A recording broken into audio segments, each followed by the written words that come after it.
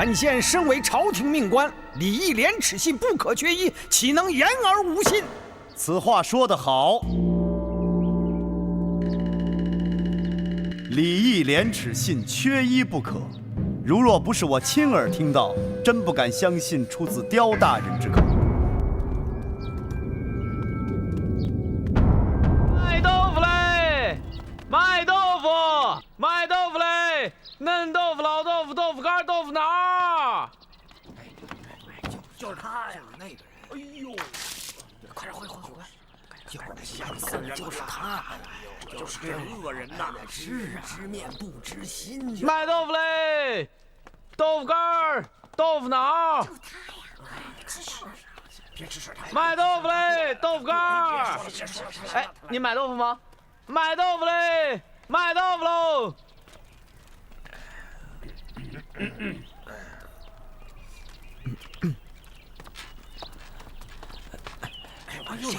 就这看样子挺老实的，恶人呐！哎，这位客官，来块瓜解解渴吧，又脆又甜。来，哎，就这块。哎，好。嘿嘿，我这西瓜又脆又甜。再来一块。好嘞。哎，坐这啊。哎呀，这么大热的天儿，太阳快晒死人了。这位客官，怎么偏拣这个正午时分赶路啊？那早晨或者晚饭以后还凉快点儿，免得受这罪呀。大叔有所不知啊，只因家母病中思念女儿，命我前来接包姐回去看看。我是不敢延误母命啊。看得出来，客官是个忠厚老实的人，果然是位孝子。哎，令姐也住在这城里啊？家姐是从太平县嫁到此地，姐夫姓杜，叫杜松啊。谁？哎，就是城里开豆腐坊的那杜松。正是。大叔，你也熟悉我姐夫？那这么说，你就是那杜松的七舅爷？正是，晚辈叫李丁。李公子这次来接你姐姐回娘家。怎么，出什么事了？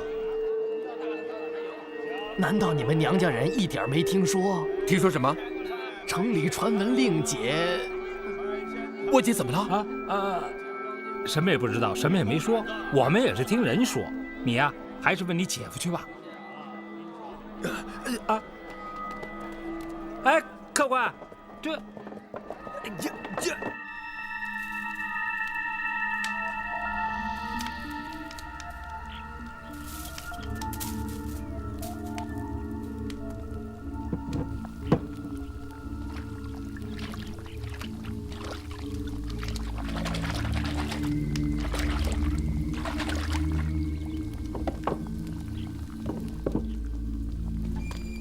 姓杜的，我姐怎么得罪你了？你已经如此恨她？原来是我们家舅爷呀！那我不知道我哪得罪你了？啊！一进门就怒气冲天的。你少装糊涂！你快告诉我，我姐在哪儿？在哪儿？什么？你管我要人？是你老婆？我不问你要人，问谁去要？哼！她明明回了娘家。你们娘家人为了护她之短，反倒跑来指我的不是。好，你不既然来了吗？就给我捎个信儿回去。那贱人啊，3日之内不自己滚回来，我便休了他。住口！他舅爷，说实话，玉儿是不是在你们娘家？我姐要是回了娘家，我还大热天跑几十里路来接她吗？那这么说，你是上这儿接玉儿来了？家母病了几个月了，眼看着病势越来越沉，今日在病中整天念叨着要想见见我姐姐，想让我来接姐姐回去看看的。娘，娘说，街坊们说的都是真的吗？满城都在说，是你杀了老婆，你还我姐，还我姐！杀了老婆，娘。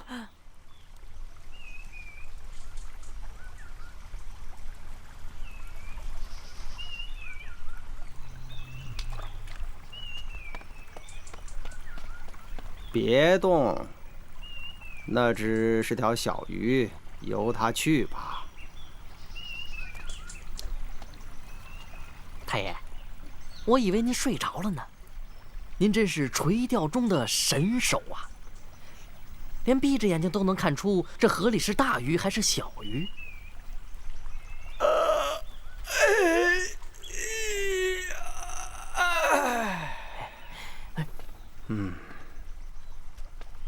你以为只有长在脑袋上的眼睛才能看清楚东西呀？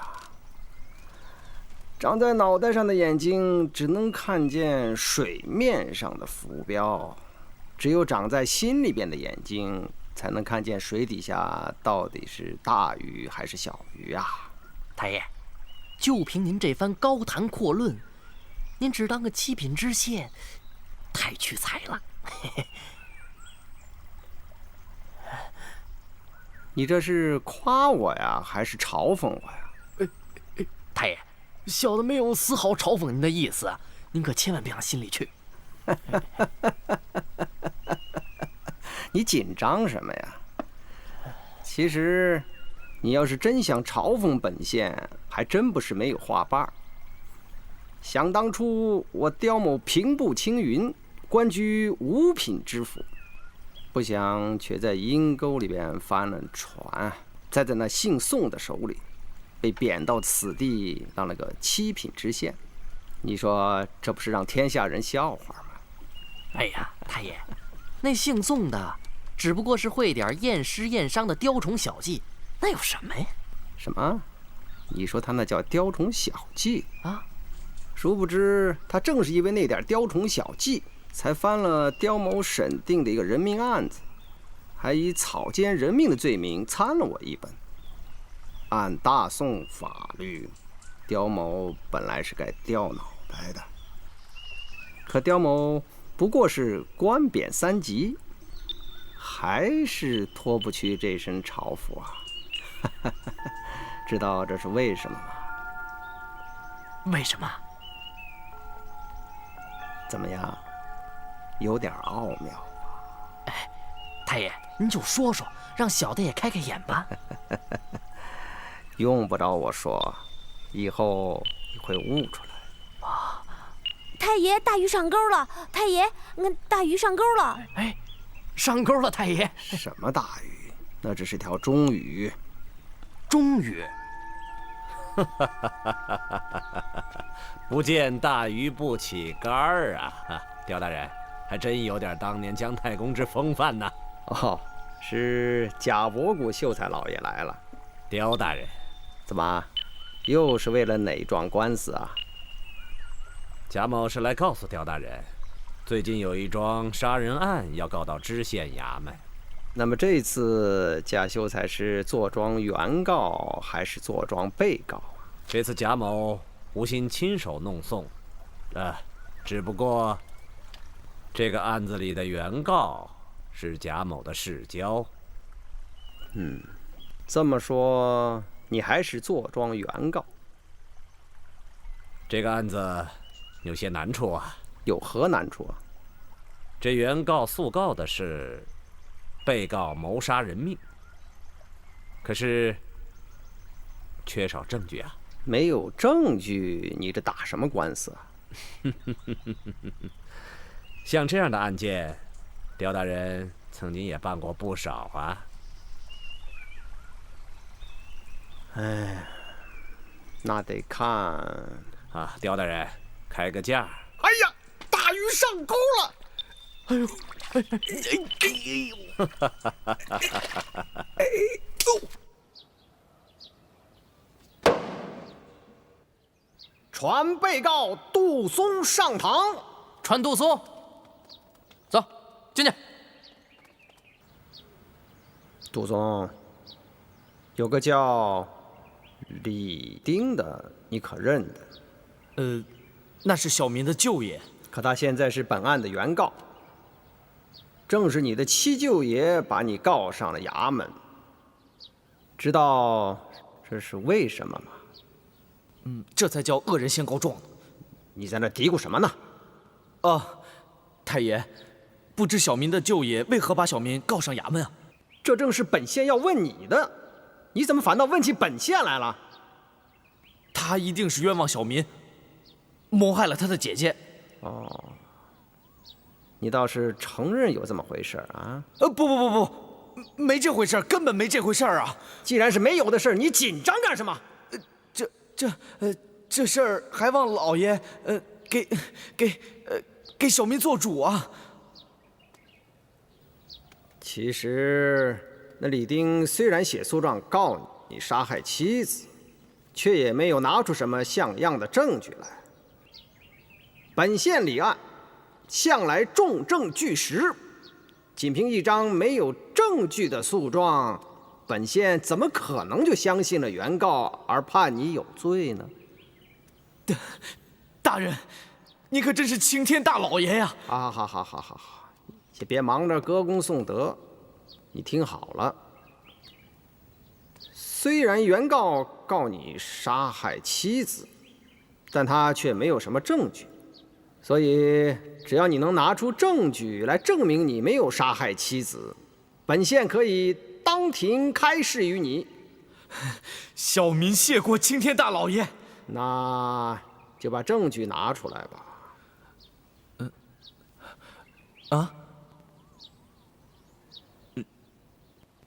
什么证据啊？看来你是没有听明白本县的话。好，我再说一遍。本县立案向来重证据实，单凭原告的一纸诉状，本县是绝不会判你有罪的。听懂了吗？但是本县也不能仅凭你嘴上一说就确信你一定是被别人诬告了。所以你要想证明自己没有杀害妻子，那就把妻子带来让本县见上一面，那不就谣言不攻自破，此案不可以当场了结了吗？可是我现在确实不知那贱人到底在哪儿啊！什么？你居然教不出人来？哎呀，这可就让本县为难喽。那贱人3个月前就已经回了娘家。哦，照你说来，你七舅爷是先藏起了他的姐姐，然后再来状告你这姐夫谋杀妻子的，对吗？这，我也说不清楚。可你必须说清楚。你要是说不清楚，本县又凭什么相信你没有杀人？大人，小民真的没有杀人，小民可以对天发誓啊！这是朝廷公堂，不是菩萨庙堂，什么发誓不发誓的，那都是自己心里有数的事，在我这里没用。好了，咱们从头来。本县问你，你老婆3个月前去了什么地方？我想，她是回娘家了。你想她是回了娘家，那就是说，你并不能肯定她就一定是回了娘家，对吗？那有什么人可以证明她真的就是回了娘家呢？可是，除了娘家，我料她没有别的地方可以去啊。证据！本县苦口婆心，你怎么听不明白？本县不能轻信原告的一纸诉状，可也不能光听你的凭空猜想。你说你老婆3个月前回了娘家，那就得有人或者是有证据证明她确实是回了娘家。你现在明白了吗？可她要是不回娘家，她又会去哪儿啊？对，这才是本案的关键。你妻子没有回到娘家，那她现在身在何处啊？太爷问我啊？不问你问谁啊？可小民确实不知道啊。你是不知道妻子是死是活，还是不知道她身在何处啊？反正那贱人3个月前就已经离家出走了。离家出走？哦，这倒是给了本县一个新的思路。那我问你，你妻子3个月前是因为什么而离家出走啊？大概3个月前吧。家母病重，躺在床上，正需要人服侍料理。那贱人不尽孝道，反倒把家母气得雪上加霜。我一怒之下就打了他一顿。傍晚时分，他就收拾行李，逃回娘家了。他呀，准是回娘家去了。你回去吧。几十里路，他怎么走啊？快把他追回来吧！好啊，快去追呀！小民当时听从母命，又看天色已晚，也想追那贱人回来。可我刚追到门口，那贱人已经不知去向了。哦，本县似乎已经听出点眉目来了。听你刚才所言，你是一个孝子，而你妻子李玉儿却不遵妇道，不孝敬公婆，尤其是在你老母亲卧病期间，还常常恶语相加，致使你母亲病体雪上加霜。可是这样？正如大人所言，这种女人，所以你心里边一直对你的妻子怀恨在心，对吗？对，小人巴不得休了那个贱人。可你写休书将她休了吗？老母不允，所以你巴不得一直休书休了你老婆，可你老母却不许你休妻，而你又是一个为母命所从的孝子，怎么办呢？唯一的办法就是瞒着你的老母，悄悄地杀了那贱人。不，大人，我没有杀人呐，请大人明鉴。那天李玉儿遭你毒打，一气之下离家出走，当时夜已降临，而你便不会放过这下手的机会，你就悄悄地跟随在李玉儿的身后，伺机谋命。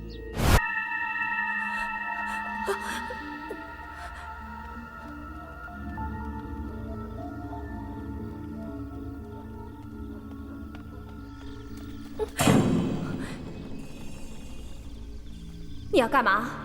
干什么？哼，你不是要回娘家吗？我来送你回去。我不用你送。我要是不送，你怎么才能到家呢？那也不用你管。这荒郊野外的，你就不害怕？我告诉你，这世界上唯一让我害怕的人就是你。站住！干什么？我告诉你，那个破豆腐坊我再也不想回去了。哼，我也不愿意让你再进我们杜家的门。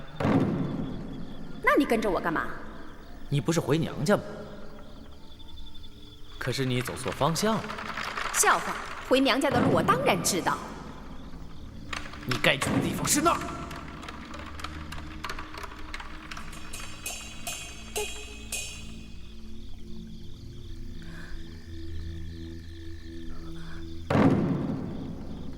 你要干什么？哼，我不是说过了吗？我不送你，你回不了家。不！救命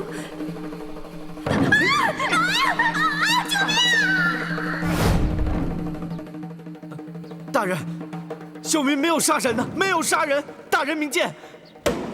你口口声声称你没有杀害你的妻子，你倒是带着你的妻子来让本县见上一见啊！大人，小民确实不知那贱人在哪儿啊。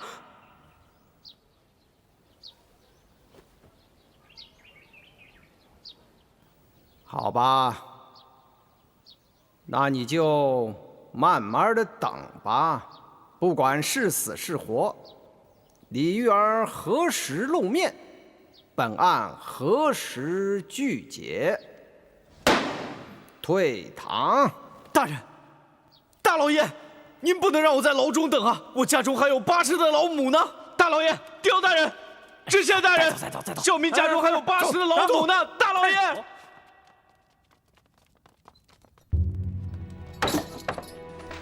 进去，站！放我出去！放我出去！放我出去啊！刁大人，知县大人，放我出去啊！我家中还有80岁的老母呢。放我出去啊，刁大人！姐姐，回来吧！姐姐，回来吧！姐姐，回来吧！姐姐。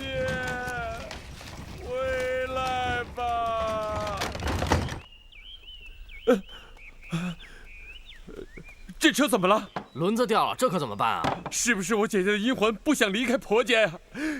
姐，婆家把你命都害了，你有什么不想离开的？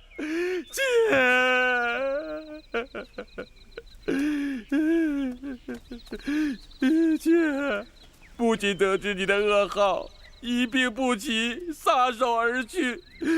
临终前再三交代我一定要把你找到，送老家和母亲为伴。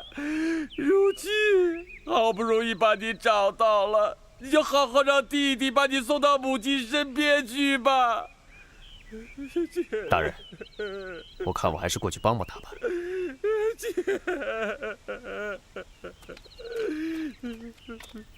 姐，好，这位兄弟，来，这边来，来，快帮忙卸车。姐，客官，多谢了。啊，不用客气。这位兄弟啊，刚才听你所言，这棺中躺的是令姐是吧？哎，也是英年早逝啊。唉，我和我姐只差1岁，佳姐在这个世上只活了23个年头，就被恶妇谋杀，佳姐死得好惨呐！来，抬起来，来这里，好，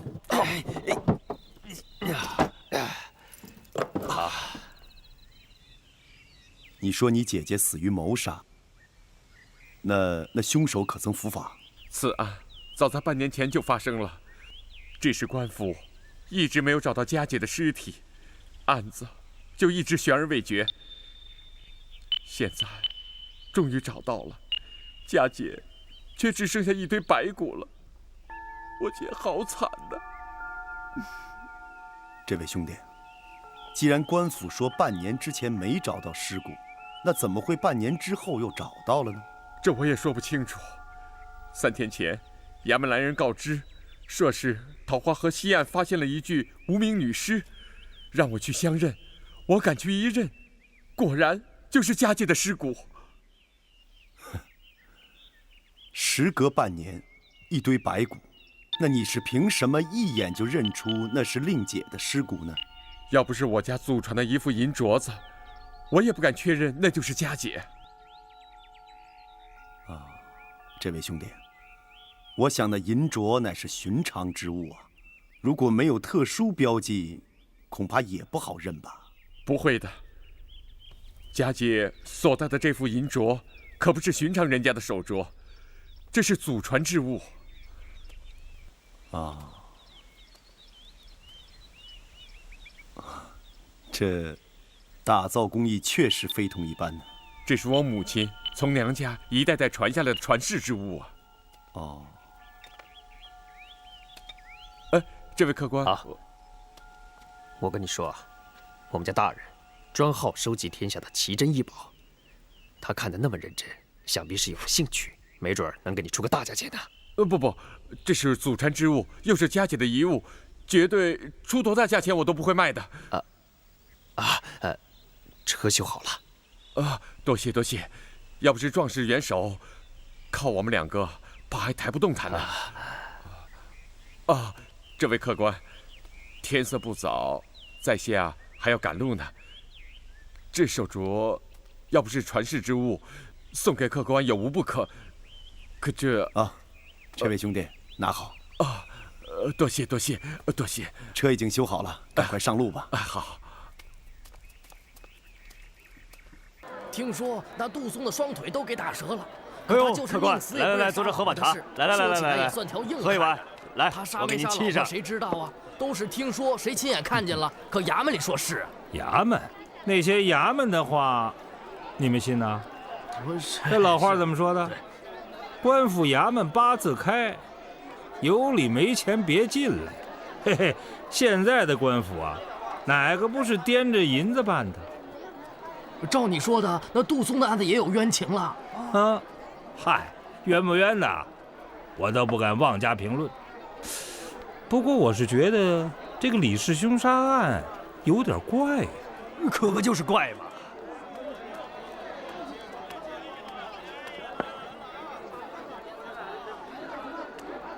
来，坐这儿吧。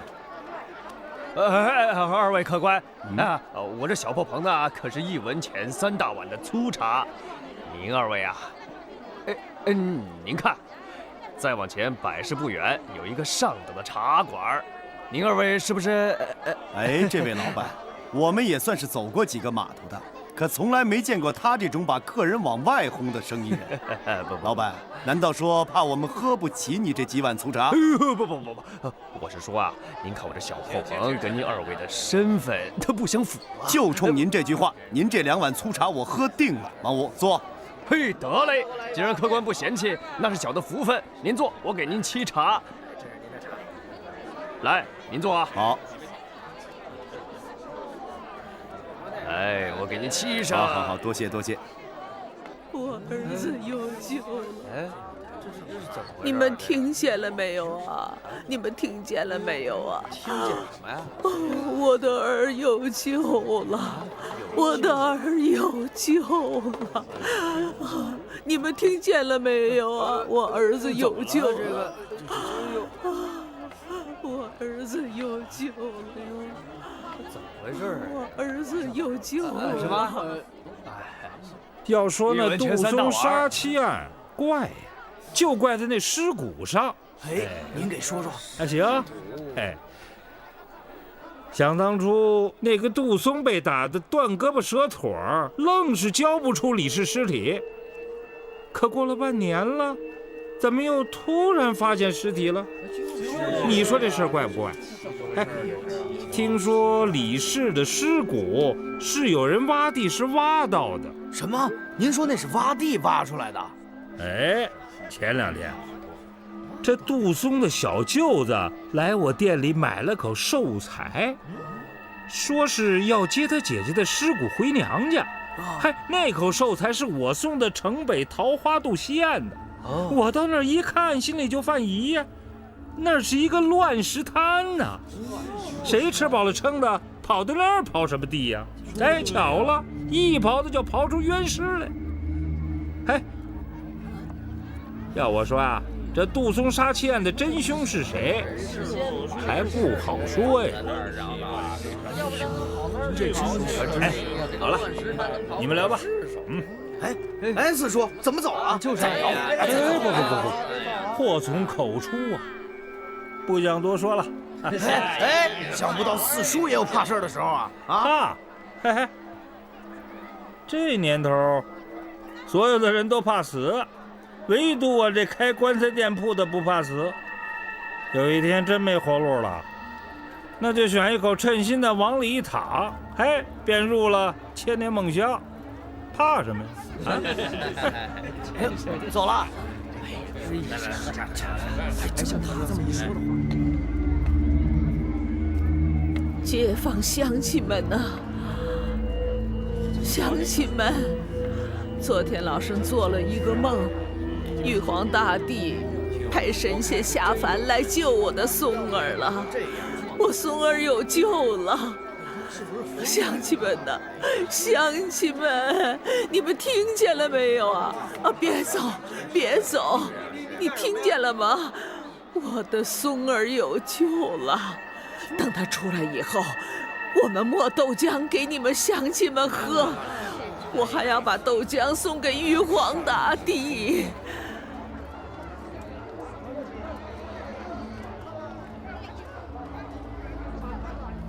赵捕头，棺材铺是在那条街是吧？对啊。哎，大人，去哪儿啊？桃花渡。这。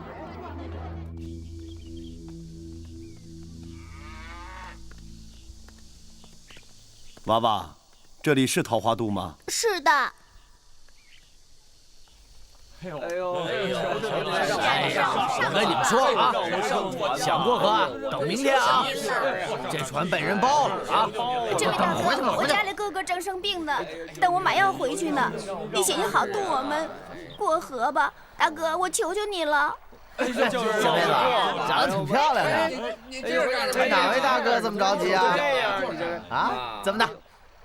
你要是亲大哥一口，大哥就送你过河，怎么样？啊？赵捕头，看你的了。哎，他回去吧，回去吧啊！今儿这船就让人给包了，回去吧，回去吧，明天过河。船家，这位爷，我们老板要马上过河，你开不开船？我这船都约出去了。我不管你约没约，你约的人没来，我们马上要过河。不是，我这今儿小的多喝了几口，怕撑不住船呐。好，来，本大爷帮你醒醒脚。大爷饶命！大爷！哎呀！酒醒了？行了。看来你喝的不是很多嘛。不多。来啊，请大家上船。掌柜的，请上船。谢谢。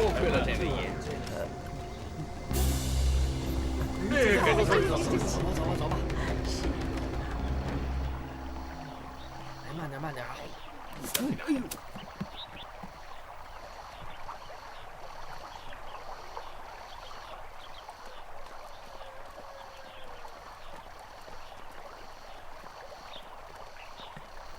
停下！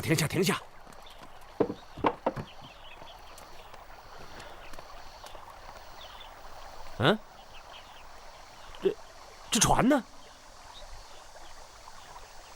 这个王八蛋！这个王八蛋！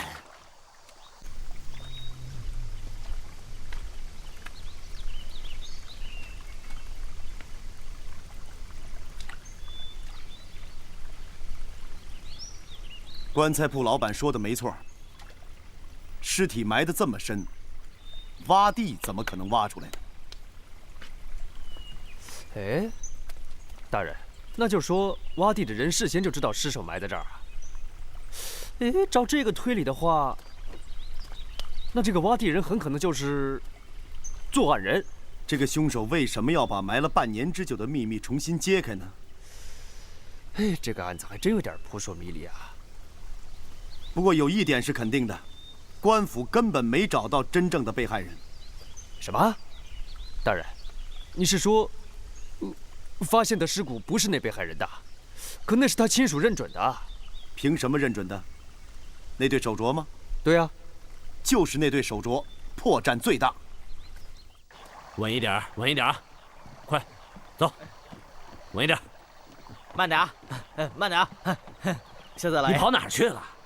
秀才老爷，刚才过河那小子太蛮横了，硬逼着我过河，差点耽误您老人家，对不起啊！行，快，走！来，慢点啊！您站好了啊，好。走了。好了，快走！您站好啊！来，慢点。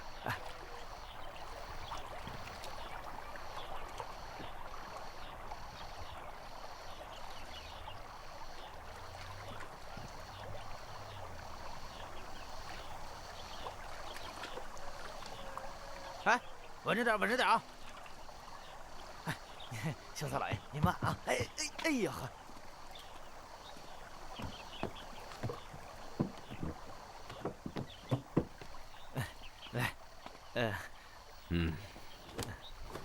来，来啊，起轿，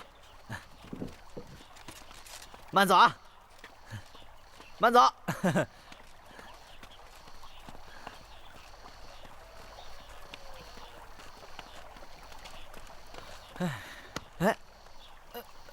哎呦，大爷，你这么快就回来了？我这正等着您呢。来，大爷，来，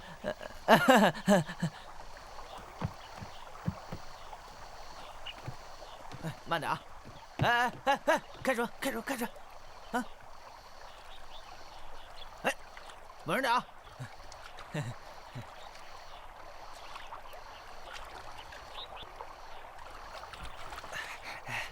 船家，刚才你等的可是那位坐轿的老爷？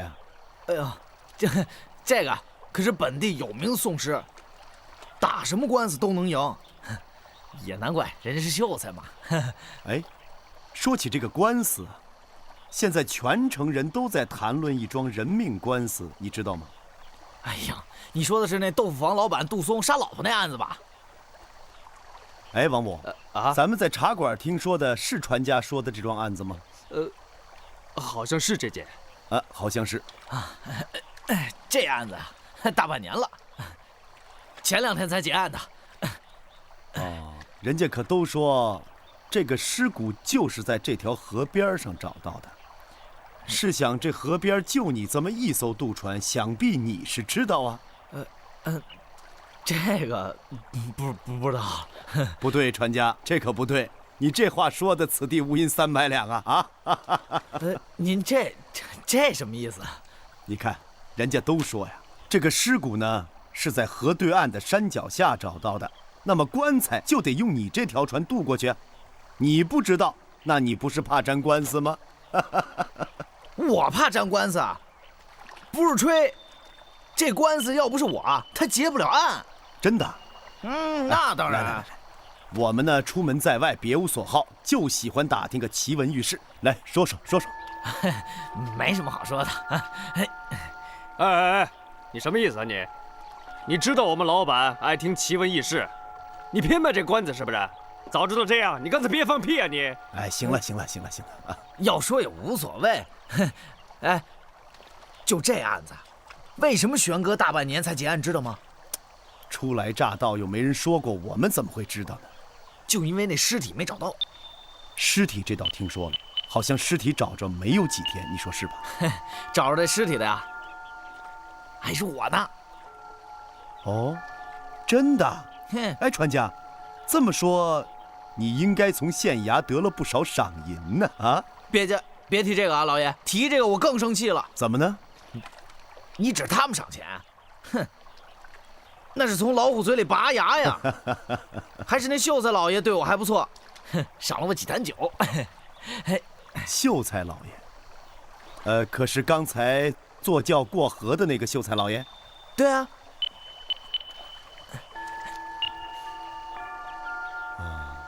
王五啊，刚才那3头牛犊可不错呀，啊，贩到江东一定能赚个好价钱。你明天来告诉他们不要反悔。老爷我知道，他要敢反悔，我王我一巴掌拍死他。好。原来是2个贩牛的。哎，你站好，别摔下去。哎，大人，这可真是踏破铁鞋无觅处，得来全不费工夫啊！想不到那贼眉鼠眼的船家就是那假尸的报案人，这可是重大线索啊！报案人显然不是杀害杜松之妻的凶手，可他为什么要报这个假案呢？我一看他就是个势利小人，想必是为了得到官府几两赏银吧。可他刚才明明说没有得到官府1文钱赏银呢。而且既然那尸骨不是被害人李氏，那么那对银镯子又是从何而来呢？哎，对了，他刚才说那个秀才老爷给过他几坛好酒，那个秀才老爷为什么给他几坛子好酒呢？就是说，这秀才和船家之间还有什么瓜葛？大有文章，就是咱们不知道这个文章是怎么做的呀。大人，您在这稍等，我回去把那船家灌上一顿河水，还怕他不说？哎，算了，现在可以不必惊动他。哎，这还未起更呢，怎么连个问路的行人都没了？看看这萧条的街市，就知道本县的县令是怎么治理的了。大人，那姓刁的知县这回怕又撞您手上了。这个刁光斗啊，想当年也是官居五品的知府，后来是贪赃枉法、草菅人命，被我参了他一本。以他那个罪行，判他个杀头一点都不为过。不知道这个人到底有什么背景，居然只贬到此地当个知县，哼，真是冤家路窄呀！在这儿又碰见他了。大人，别的不说，就看这满目的萧条，足见此公并没做任何好的政绩。看来他并没有从上次那遭贬吸取什么教训，反而是变本加厉啊！这可是你说的，我可没这么说。大人，您没这么说，心里肯定是这么想的。不过要真是你说的那样，此番断不会饶了这个神通广大的刁大人。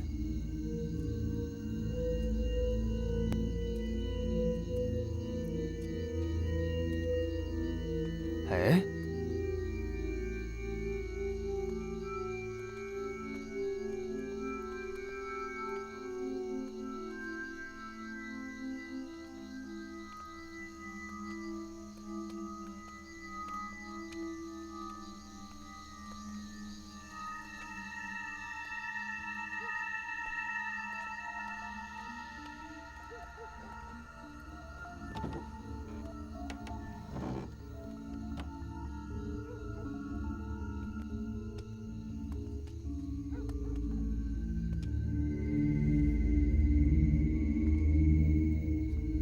你们是哪里来的人呐？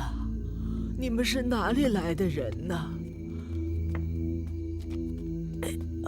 你们是哪儿来的人呐？老人家，在东城外的茶棚，我们是见过您的。哦，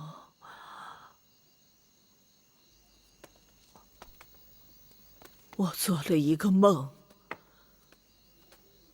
梦见玉皇大帝派神仙来救我的松儿来了，我的松儿有救了，我的松儿有救了，我的松儿有救了，我的松儿有救了。老人家，如果您的儿子有什么冤屈的话，不妨对我们说说。你们又是哪路来的神仙呢？老安人，这位就是人称包公在世的宋慈大人啊。哦，你就是大名鼎鼎的宋提刑啊。是老人家，我就是宋慈。如果您的儿子有什么冤枉的话，不妨直接对我说，啊。可是，你看看，我现在这个破家，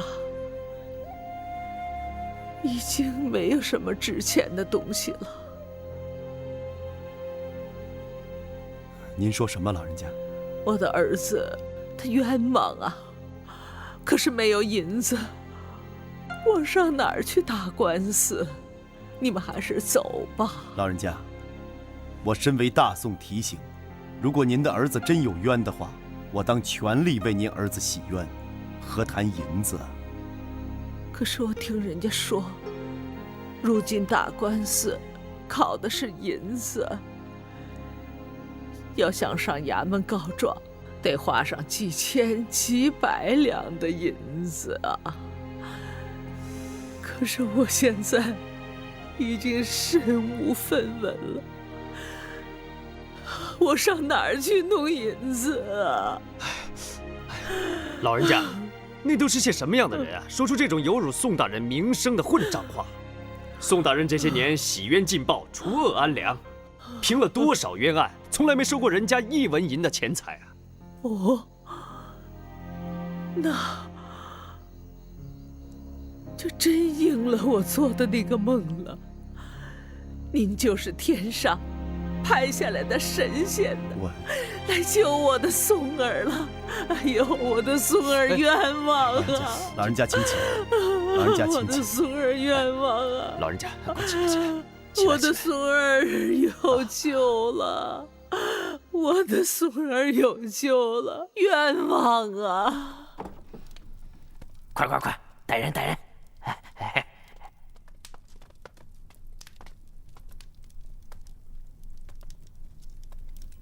杜松啊，本县是来给你贺喜的。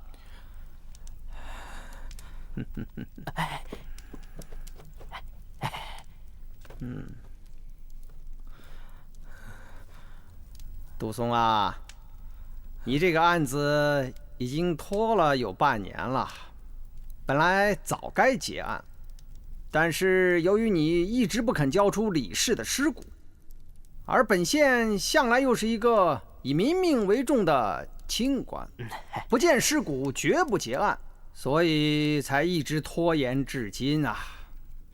当然，这期间你受了不少委屈和活罪，本县深表同情，深表同情啊！哎，我今天是来给他道喜的，说这没用的干什么？哎，是，对，我今天是来给你道喜的。俗话说，死罪好受，活罪难熬啊！好在我们现在已经找到了李氏的尸骨，而且已经得到他家人的确认。因此，你这个案子就可以了结了。也就是说，你的活罪已经熬到头了。怎么样？你说我该不该向你道喜啊？他真的死了？早就成了一堆白骨了，真是惨不忍睹啊！可是你还活着，你活得亏心不亏心？我一死也就罢了，可我家中还有体弱多病的老娘，我死了，我娘谁去照顾？娘，孩儿不孝啊！娘，哎，快点快点快点快点快点！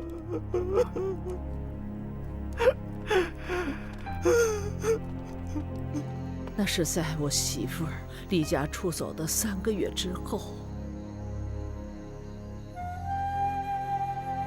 也不知道从哪儿传出这么一种谣言，就这么一传十啊，十传百的，说我儿子把他的媳妇儿给杀了，可是就没有一个人亲眼看见我儿子把媳妇儿杀了。他舅爷也就是因为这个才告的状。那个县官他逼我儿子交出他媳妇儿来，可我儿子交不出来呀，他就对我儿子严刑拷打，百般折磨。老人家，在李氏失踪之前，家里面可有过什么异常的情况发生啊？老人家，如果您的儿子真有什么冤情，真想为您儿子伸冤的话，您可不能隐瞒我什么呀？这个跟案情无关，没什么说的。是什么事情这么难以启齿啊？没什么说的，没有什么说的。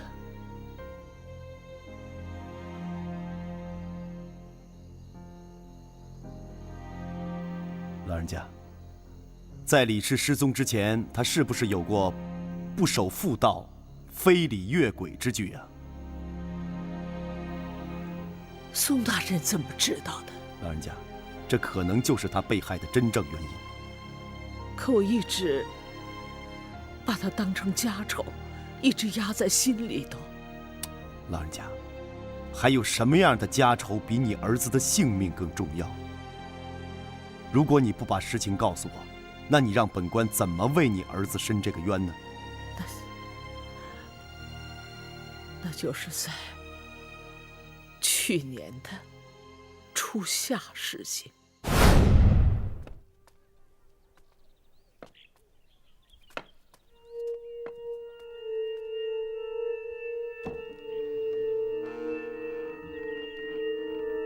我把你比作一朵花。你说什么？你把我比作了什么？我把你比作一朵好花，不过好花也该插在花瓶里让人观赏，不应该在这豆腐渣里不见天日。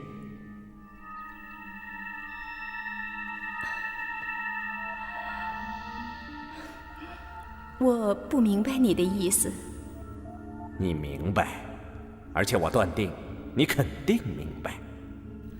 你是在说花儿，又不是在说人。我是把人比作花，说花就是说人。哼，算了，我早已经是埋进豆腐渣里的残花了。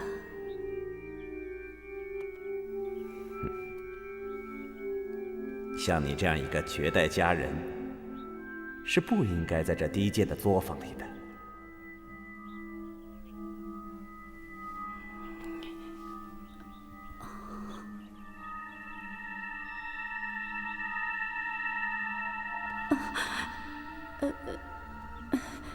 那什么，他马上就回来了，你快走吧。那好，后会有期。等等，是他。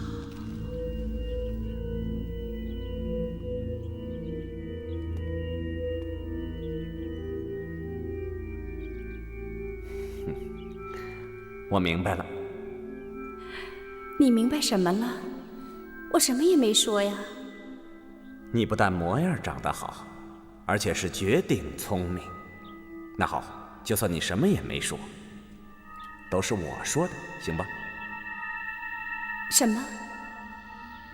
后会有期。别忘了，我家那黄金花瓶永远为你留着。我的天哪！我生怕此事传扬出去，对我杜家的名声不好。我更怕那个贾秀才，他能呼风唤雨，小百姓是惹不起他的。我那老实巴交的儿子啊，他呀，更是小胳膊拧不过大腿去，到头来只怕是会吃更大的亏。所以我就想把这件事压在心里头，我就什么都不说。大人，此案果然与那秀才有所关联。你说什么？赵捕头，看样子我们也该去李丁家做客了。去把英姑找来，说有一具尸体，能让他长长见识。怎么了？好，卑职遵命。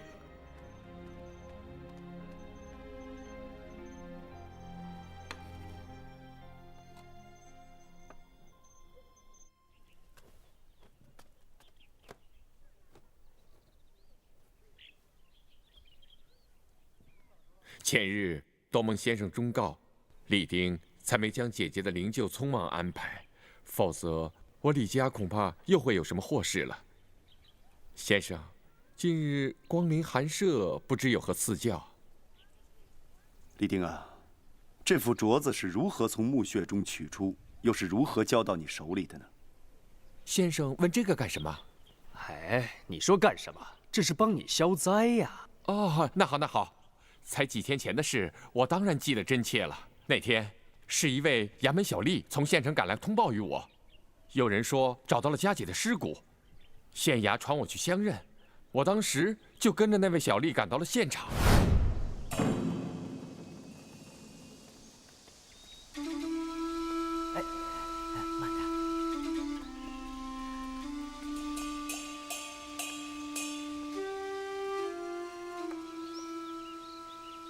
李公子，令姐被杀害以后就埋在这个地方。唉，此情此景，真让刁某不忍目睹啊！如果刁某不严惩凶手，怎么对得起这屈死的冤魂呢？不，你们凭什么说这是我姐姐的尸骨？这不是我姐姐，不是。李公子有此疑问，也在情理之中啊！若不是杜松的母亲指认了令姐的一件随身之物，本县也不敢认定这就是令姐的尸骨啊！我姐的随身之物，除非是一副银镯子。来啊，那是人家李家的祖传之物，应该交还于李公子啊。是。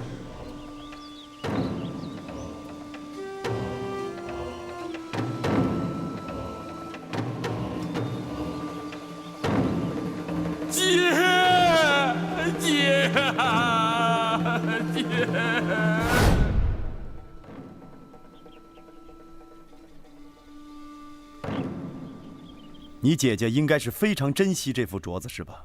这手镯是外祖世世代代由女儿相传的，到我姐这里已经是第12代传人了。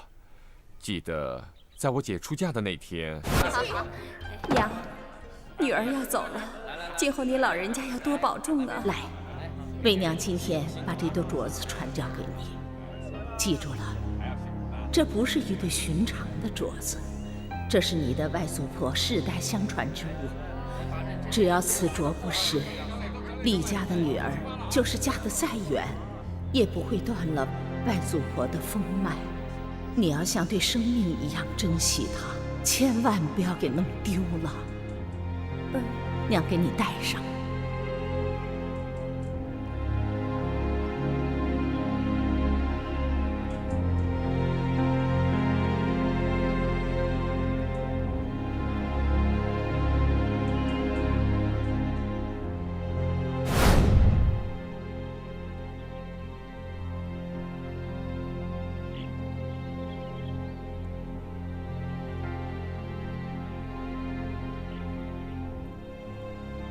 这位客官，你师傅到底是干什么的？啊，我师傅呢？李公子，这副镯子恐怕我要借用一下。这可万万使不得！上回见面时我就说了，这是祖传之物，恕我不敢外借，更不会出卖的。3天之后完璧归赵。对了，还有一件事情你要照我说的办。还有什么事啊？我要开棺验骨。什么？开棺验骨？这是为什么呀？你知道他是谁吗？他不是你师傅吗？你这个人呐，眼力那么不济，难怪你要上当受骗。这位就是鼎鼎大名的断狱神手宋提刑。看清楚了。撤了！快把香烛灭了，别烧了，快搬出去，快点！相公怎么了？哎呀，别问了，宋大人要开棺验骨啊！快点！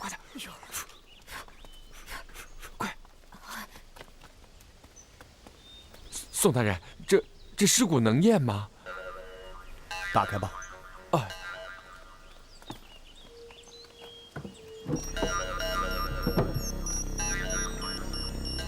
验。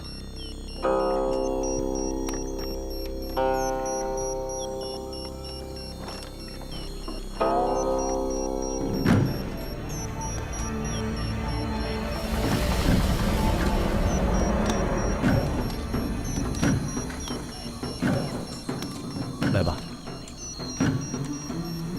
大人，跟随您这么多年，还从来没见过您这样验骨呢。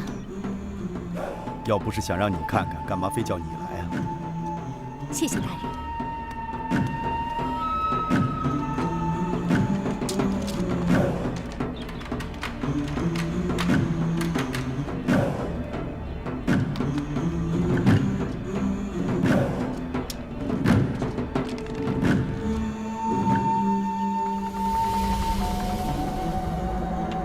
验骨需择一晴明之日，先将人体骨骼洗净，然后按人体骨骸的次序摆放。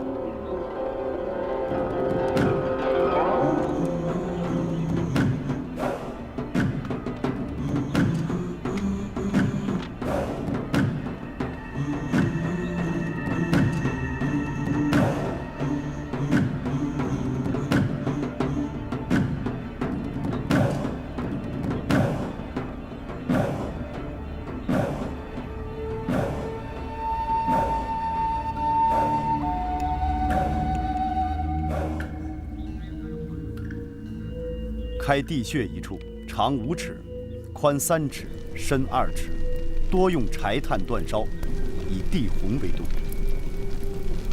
除去火，再用好酒2升，醋5升，泼一浇，乘热气扛骨入穴，以草垫盖定。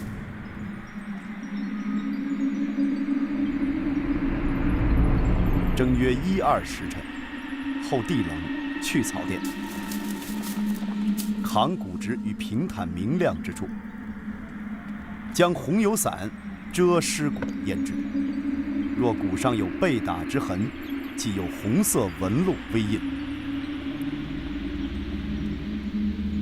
若此验尚存疑，可用墨法再验。浓抹好墨，匀涂于骨伤处，后墨干，即清水将墨洗净。如有伤损之处，必有黑墨进入。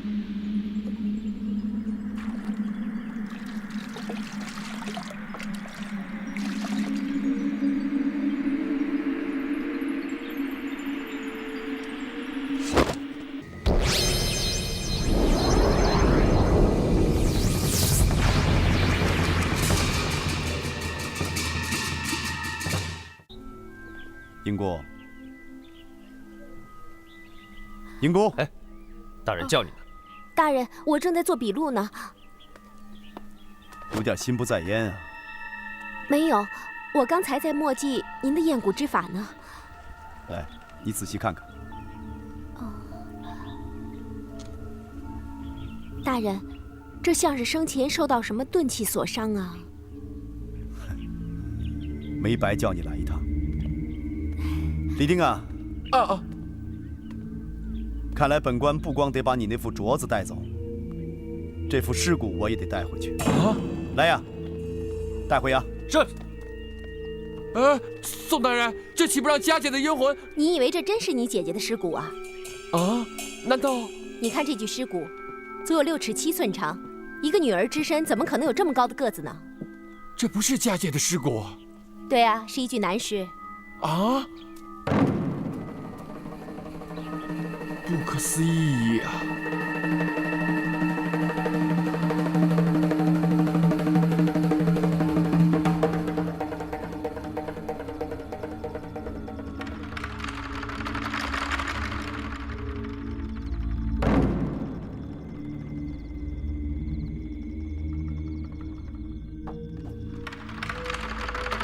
涛哥。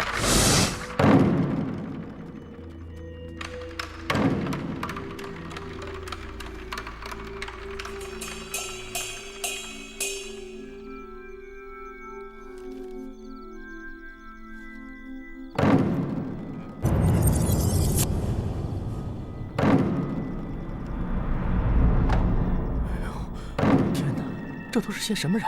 吓死我了！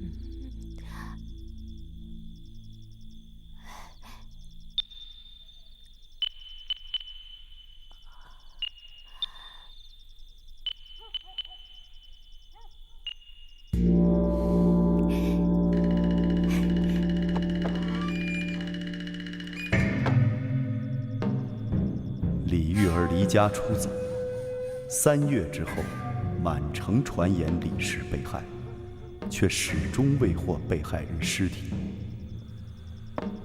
时隔半年，有人以一具假尸骨冒充李玉儿，却败露了另外一桩谋杀案。这李氏遇害案是案中有案啊！将这2桩谋杀案联系在一起的，是那副银镯，而最有可能得到这副银镯的，只有那位贾秀才。可他为什么要设谋以一具假尸骨冒充李玉儿呢？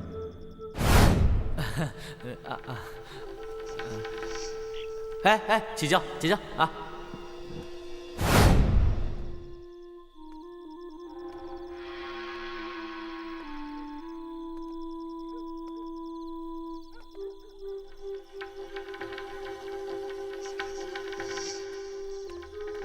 大人，你看出什么来了？谜底解开了。说说看，你看出什么来了？大人，这个镯子就是本案最大的破绽啊！看来不光是我眼力好啊，英姑眼力也不错呀。大人，你早都发现了。说说看，英姑。我可不能班门弄斧。什么叫班门弄斧啊？宋某洗耳恭听，说。那好，依我看啊，如果想要借助这副镯子来引出那具假尸体的人是本案的真凶的话，那么现在有2个人是可以排除嫌疑的，一个是本案的被告杜松，因为自打案发之后呢，他已经被关押在本县的大牢，所以他根本没有时间去制造这场骗局。另外一个就是来报案的船家，他虽然现在有一个谋杀无名男子的重大嫌疑，可是他并非是杀害李玉儿的凶手，因为他如果杀害了李玉儿，他完全没有必要拿着假尸体来报案。显而易见，在他的身后一定有一个主谋，而这个人一定是本案的真凶。往下说。贾秀才呀，他有着重大嫌疑。贾秀才，可能不是杀害李玉儿的凶手。那除了贾秀才之外，还有另外一个凶手啊？你看啊，英公，现在这个所谓的被杀者李玉儿，是活不见人，死不见尸。如果不把他找出来，怎么能够真相大白呢？大人，卑职已经奉命将手下召回，现正在城外土地庙听命呢。好，你来的正好，有些事儿还非得你干不可。来。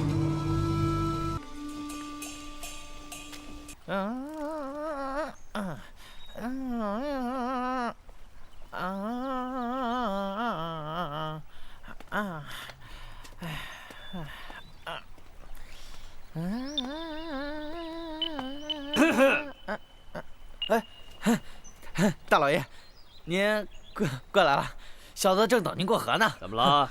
知道本大爷今天要来？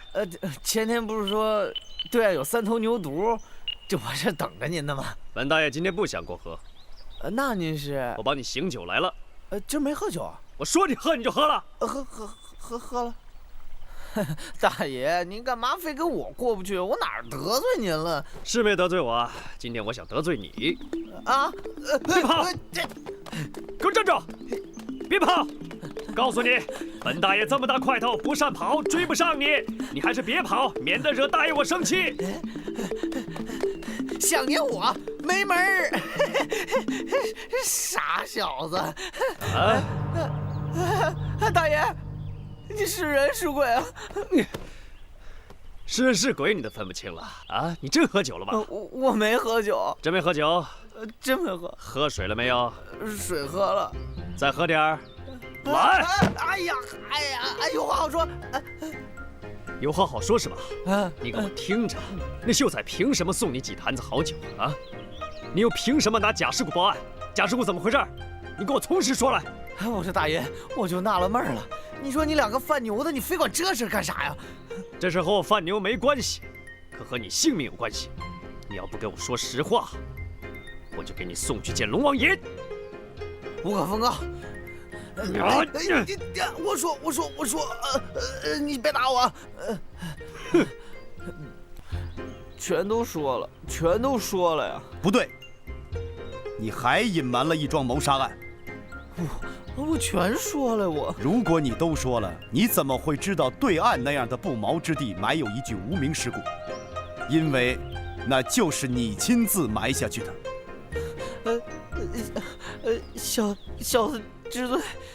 子知罪啊！知罪不知罪那是你的事儿，我想知道的是让你说实话。不是，我，老爷。你们俩贩牛的怎么非管这事儿啊？你们，因为那个人是我的亲兄弟。怎么会？难道那个家伙也是个贩牛的，难怪身上这么多银两呢。大掌柜，那你少跟他废话。既然他杀了二掌柜的，我就把他脑袋拧下来给二掌柜报仇。我全说了，这事儿。大人，如今案情已明，您是不是该见见那位神通广大的刁知县了？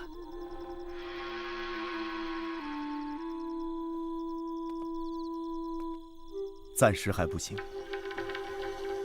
如果他是一条蛇的话，要打他，就得打中他的七寸。来，我们分头行事啊！你连夜带上你的人去避暑山庄。大人，你放心吧，我一定把那位秀才大人捉拿归案。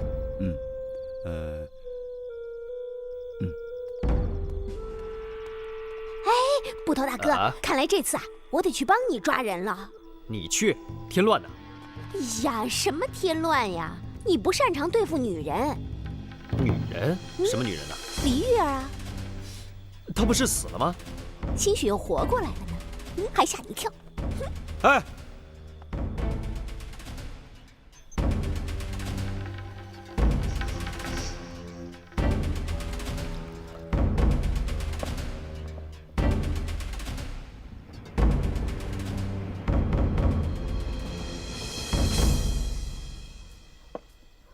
阁下，我怎么看你这么眼熟啊？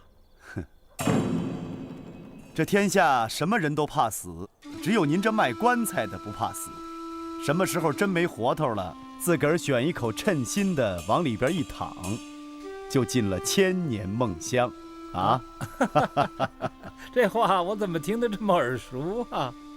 哎，这话我不过是鹦鹉学舌，其实它出自另外一个人之口。哦，想起来了，城门口那个大茶棚里，老夫就是信口那么一说嘛。这可不是信口一说呀，能说出这番话的人，必是阅历过人。哎，一个开棺材店的，无非是把生死看得淡一点，谈不上什么阅历。那您说的另外一句话，可就远非如此了。哎，什么话呀？官府衙门八字开，有理没钱莫进来。哦，这不过就是一句俗语嘛。这句俗语怎么从您嘴里说出来，就那么另有深意，弦外有音呢？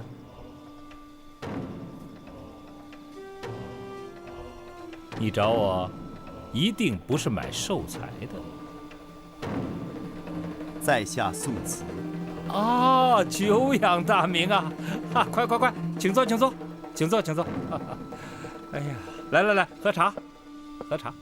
坐。来，喝。兄弟们，马上随我去桃花渡捉拿要犯，都给我精神着点儿！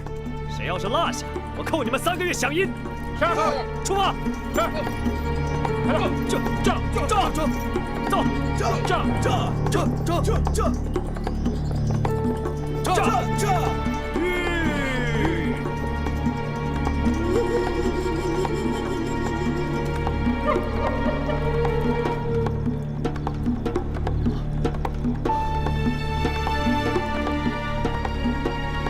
来，去那边，快点，上马！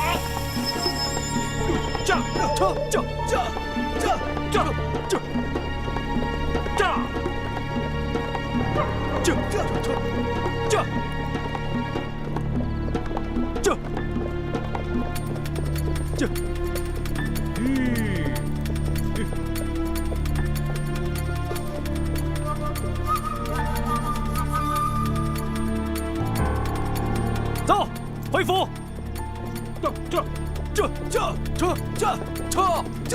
这。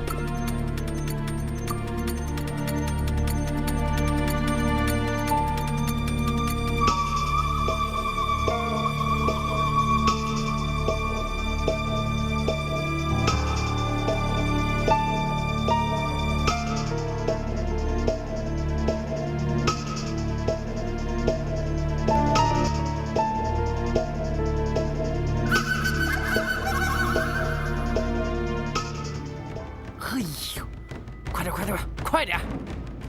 杜松，该起来了。杜松，快点，快点，快起来！快！杜松，起来吧，洗洗，一会儿咱们大堂候审啊！别上堂了啊！杜松，你这活罪也受到头了啊！起来！到头了。哎呀，快点给他换上，换身干净衣服。哎呦，这都臭死了！这。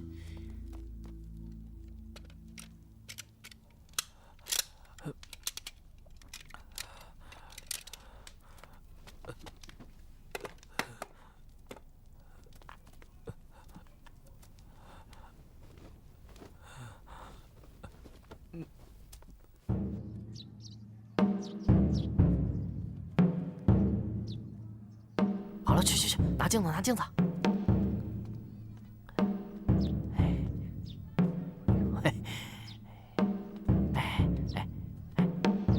您看，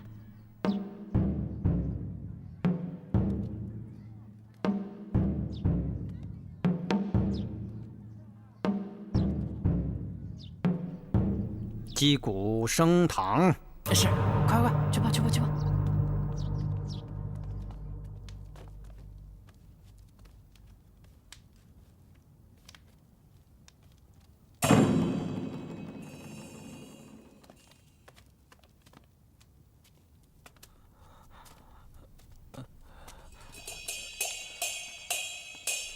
什么？你说你唯一放心不下的是你的老娘？小民的老娘体弱多病，要是没人照料，她可怎么活呀？天底下谁人不是父母所养啊？真难为你死到临头，还牵挂着这生你养你的老娘啊！这倒让本县禁不住动了恻隐之心啊！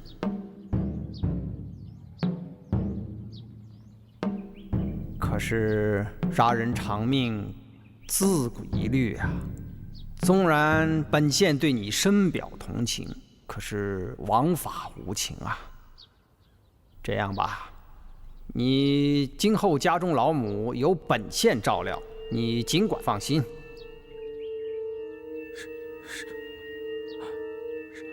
什么？本县身为一方父母，一向视辖内的百姓为儿女。虽然你犯了死罪，可你老母无过呀。本县又怎么忍心看着你白发老母晚年无靠？知县大人，范民给您老人家磕头了。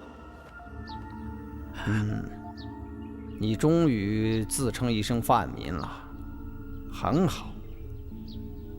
本县已经解除了你的后顾之忧，你也应该为本县行点方便了吧？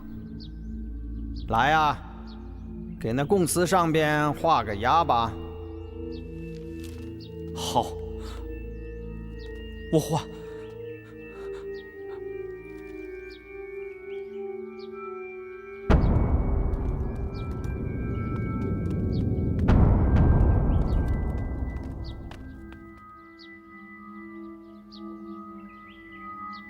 知县大人，您刚才说的真的算数？本县身为朝廷命官，礼义廉耻信不可缺一，岂能言而无信？此话说得好。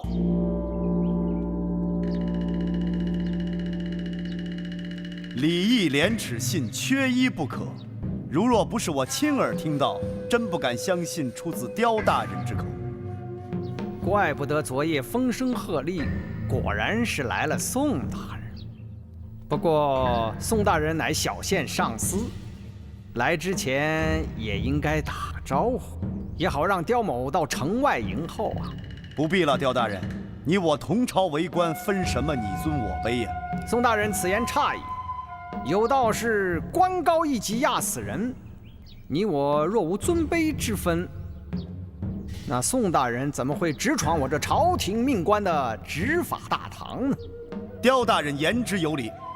如果我要是以上司的身份直闯你这公堂，那确实是有违朝法。但宋某今天是受人之托来向父母官老爷申冤的。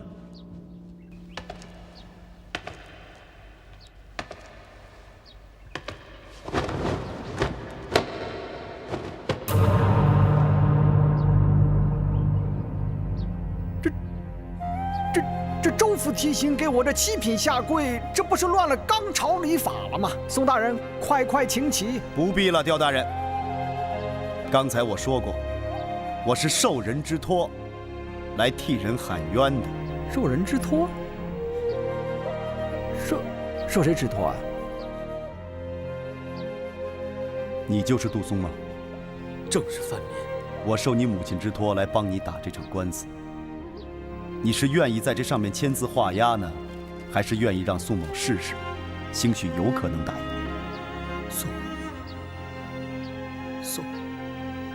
宋提刑，不必客气，我只是你母亲委托的一个宋人。宋大人，小民冤枉啊！有冤该向父母官喊呐，向宋某喊什么冤？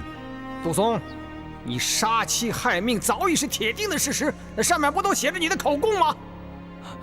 不，这不是我说的，我也不能画押。你想翻供？刁大人，既然有人喊冤，这官司就有的一打。宋大人，此案早已审定，只待……刁大人，此案必须重审。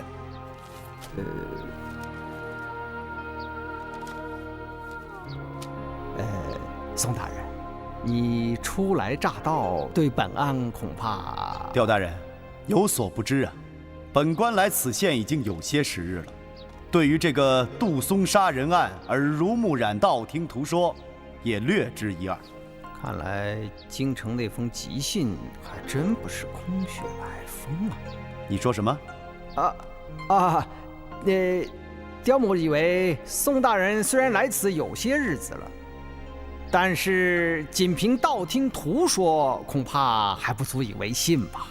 刁大人，本官从不信道听途说，我只是好想象推断而已。我知道这是宋大人的一绝，可仅凭想象推断，恐怕还不足以为凭吧？刁大人好健忘啊！若干年前，我就是凭想象推断推掉过你一桩铁案，不是吗？宋大人的记性也不见得那么好吧？想当初你抓住刁某的一件案子，本来想把刁某置于死地，可现在怎么样？本该永世不再录用的犯官，也不就3、5年的时间，不就东山再起，又重返官场，堂堂正正坐在这执法大堂上了吗？哼，刁大人果然是仕途上回天有术啊！但是这回可不一样，这回正好赶上朝廷整顿官吏，如果刁大人再摔一个跟斗，那就不大容易爬得起来了。宋大人，再怎么说你也是上司，这么说话不太成体统吧？我看咱们还是到后堂，容卑职将本案的缘由细细向你禀报。来，退堂。慢。刁大人，我是受人之托前来打这场官司的，你这么草草退堂，这官司还怎么打？宋大人，杜松杀妻案发于大半年前，你才来了几日，对案情又了解多少？刁大人，耐住了性子，我们把这个杜松杀妻案从头到尾，我们推说，是对是错，官司是输是赢，最后还不是刁大人拍板定案吗？刁大人，请吧。剩下，杜松被宋杀害了其妻李玉儿，虽经3考6问，终因找不到尸首，此案便搁置了半年。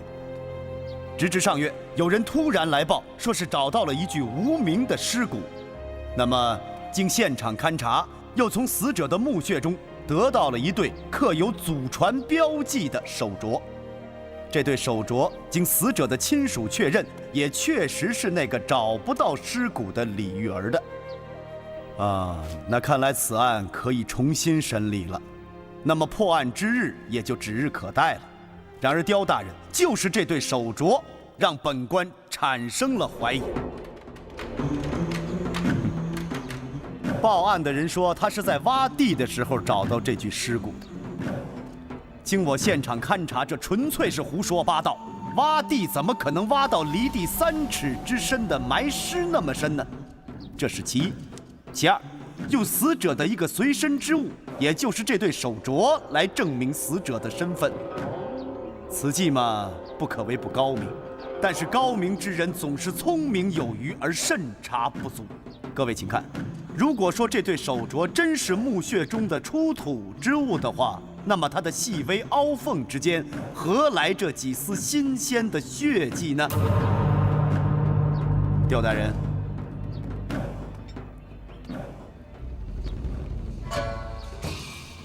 当然了，看出这个需要一双好眼力。巧了，宋某眼力就不错。那么由此可见呢，所谓李玉儿尸骨找到一事，纯粹是有人蓄谋已久的一个骗局。什么人设的这个骗局？骗局的目的又是什么？才是本案的关键。咱们说说那位报案人吧。这个报案人是在渡船上靠摆渡谋生的。他在无意间曾经向我透露过一个小细节，当然了，他是把我们当成了牛贩子才跟我说的。他说本地有个善打官司的秀才，曾经赏过他几坛子好酒。来，赵捕头，我们请这位秀才老爷。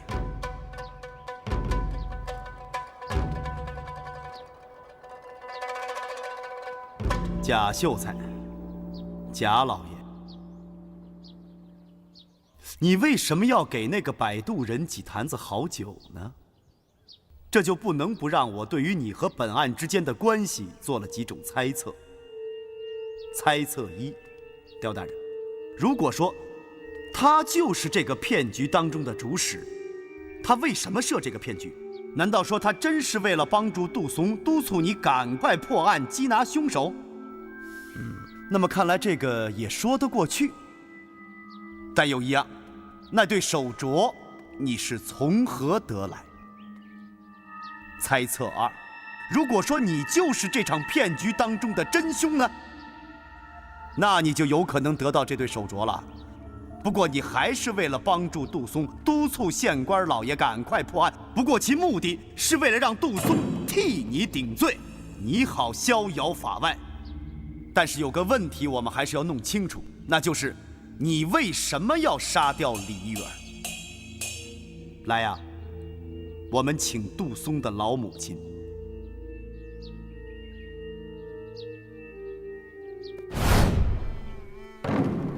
等等，是他。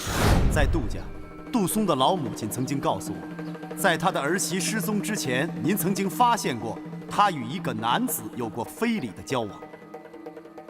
这个男子不是别人呐，就是这位衣冠楚楚的贾秀才，贾老爷。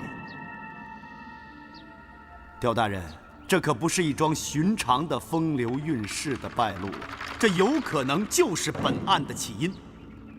那么由此推断，这便是一桩情杀。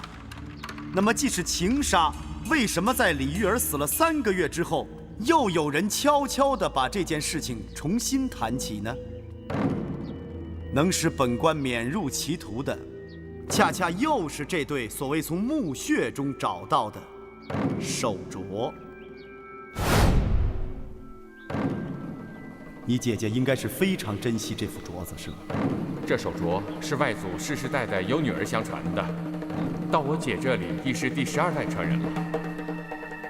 你告诉我说这是你们家的传家之宝，到李玉儿这一代已经是第12代了。那么李玉儿平时一定是真爱有加，一般都是压在箱子底儿的。对。后来，李玉儿和这对手镯同时失踪。等我们再发现这对手镯的时候，它已经再次出现在这个阴谋中。刁大人，这是为什么？面对这样一个谜团，我又做了一个设想。诸位，试想，如果李玉儿还没死呢？如果她还活在人世呢？本案又会怎样？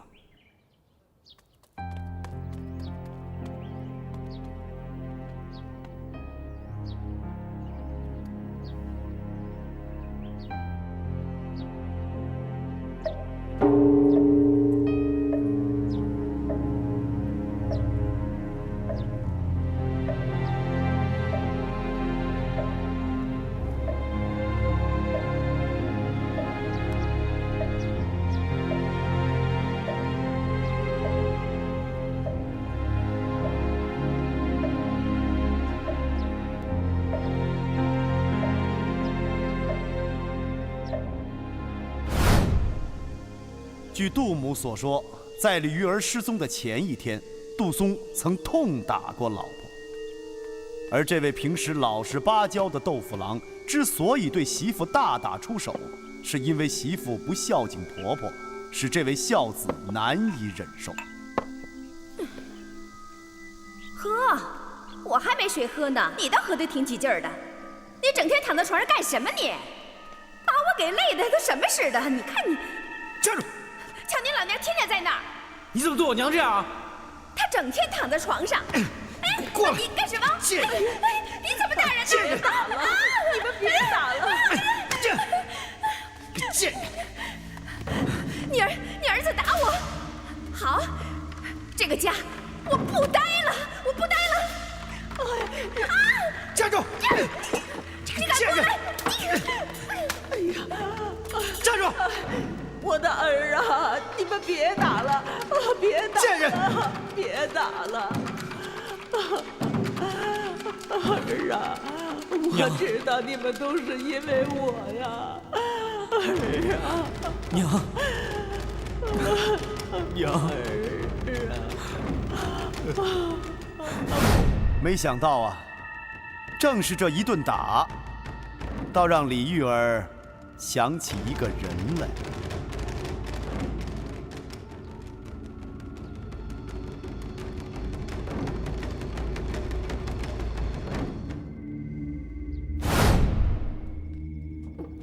这个人就是曾经在豆腐坊里引诱过李玉儿的贾秀才。当天晚上，李玉儿就离家出走。出走时，除了身上穿的，她什么也没带，却忘不了那对祖传的手镯。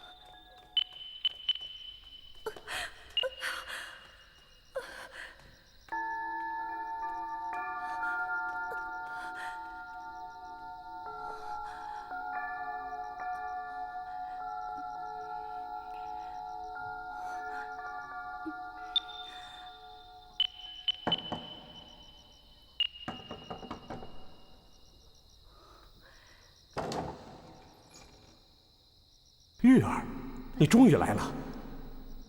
啊，你知道我会来呀？我当然知道你迟早会来，因为我家里有一只黄金做的花瓶。你不希望我是你花瓶中的那枝花吧？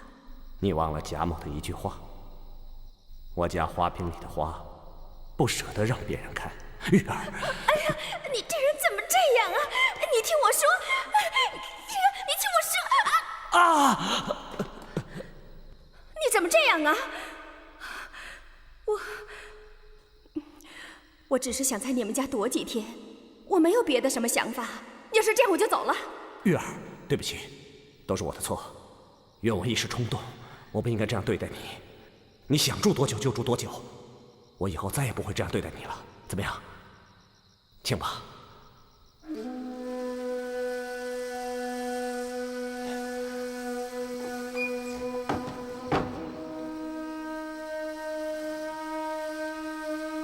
走，玉儿，请。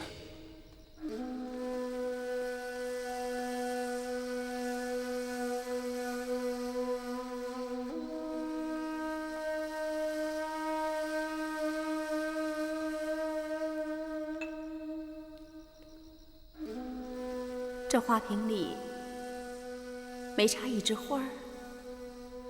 这个你应该知道。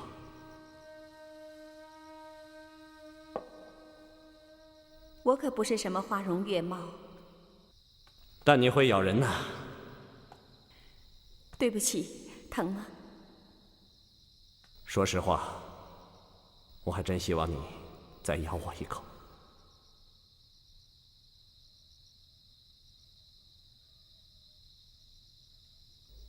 我要是再咬你一口的话，我永远都不会松开。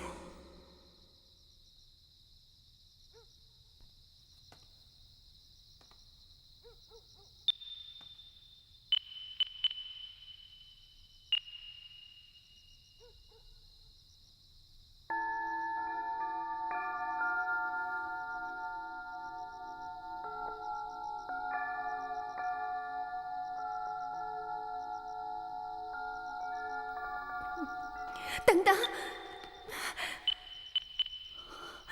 别走！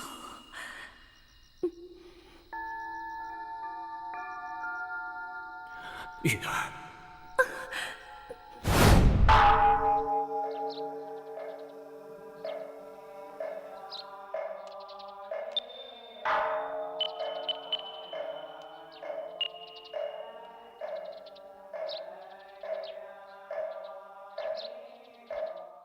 贾府的大门一关，李玉儿就被他金屋藏娇了长达3个月之久。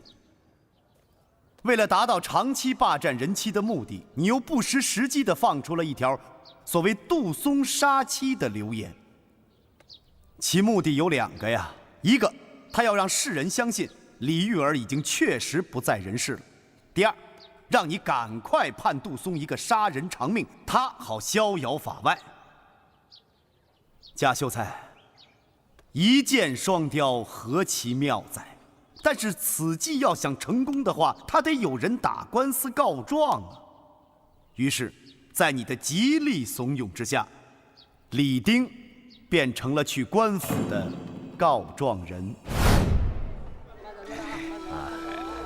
哎，来，来，我喝酒。来，李公子，请。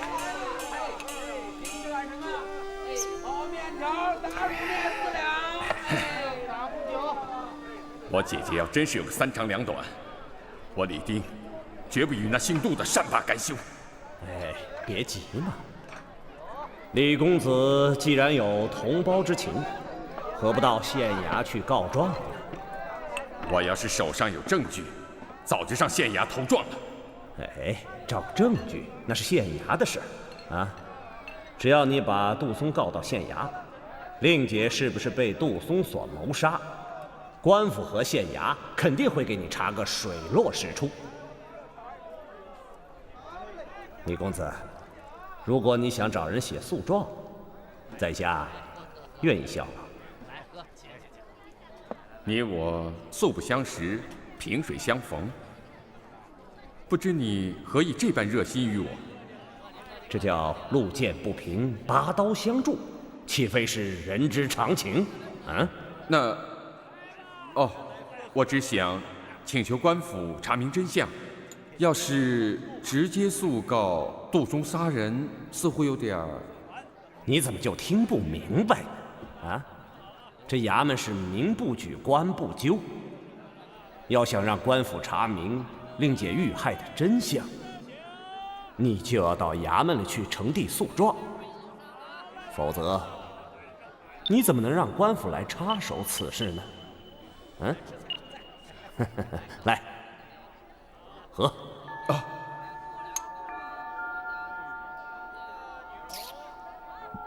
后来此案因找不到尸首而搁置了半年呢。不过也就是因为这半年时光，才证明了贾秀才的确是一位能打官司的高手。因为你知道，没有这半年时辰，尸体是不会腐烂的，你也就不能找到一具假尸来设计这个骗局。因此，你耐着性子等了半年，终于开始了你的阴谋。我听你说，你在桃花河对岸有处庄园，要不这样，你把我送到那儿去，总比整天在这儿强。你说呢？哎呀，这事儿还没有过去。你要是一出府门呐，让人看见，会惹麻烦的。你不是挺有本事的吗？怎么一点招都没有？好，过几天呢，我就把你送到对岸的庄园。不过，我想要你身上一样东西，你一定要给我。哟，自打我进了你家门那天起，我身上还有什么不是你的？哼，我呀，就想要你手上的这副银手镯。哎呦，你要它干什么呀？哎，你就甭管了，把它交给我就是了。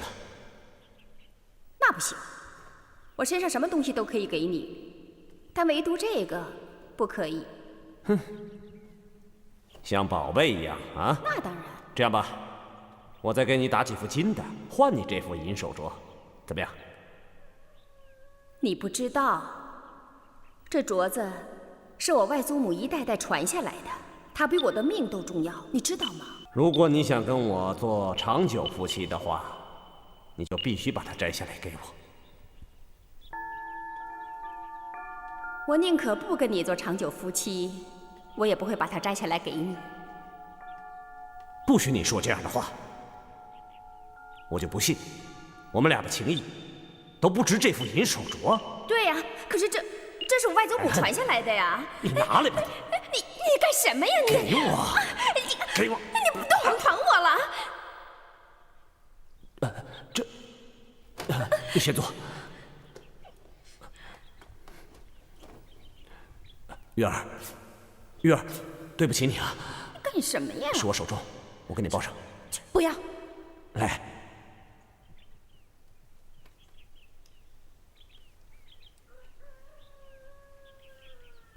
玉儿，这假戏要做真，别人才能相信。我跟你说，这副手镯，就算我欠你的重情，我要用我这辈子的疼爱来还你这份情，行吗？真的。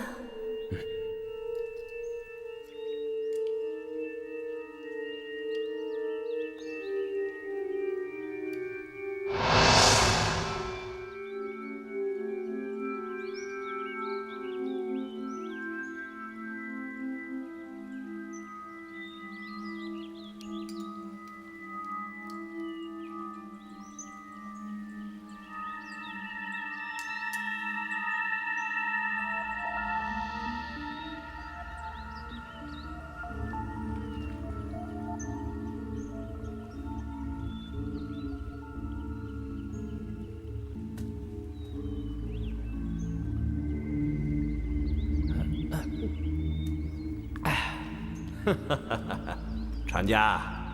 哎呦，秀才老爷，这天都快黑了，您还去山庄啊？哎，没关系，小的等您。